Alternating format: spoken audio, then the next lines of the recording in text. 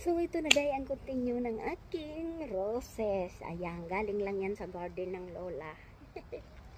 Tadang! Ayan.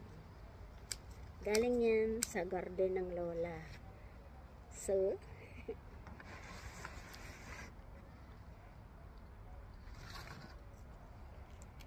ayan, ganyan lang yan.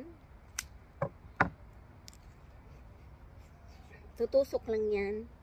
Diyan.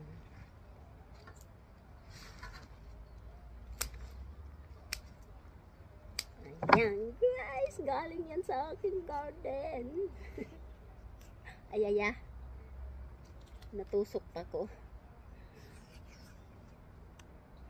So, ipapasok ko yan sa loob ng bahay. So, ito na guys, ang aking roses. Ayan, di ko na pinakita sa inyo ang paglagay kasi natusok-tusok pa ko ng mga ano. So, ito na. Galing yan sa garden ng lola. Ayan, galing yan sa garden ko. So, ayan na, ipapasok ko na yan sa loob. At mga ilang araw pa, bubukan na rin yung ibang mga tulips doon. So, ito, meron pa kong isa. Ayan. So, ito ay ilalagay ko sa loob ng bahay namin. So, meron akong flowers. So, ganun lang ang kwento ng lola UMG. Ayan. Flowers in my garden.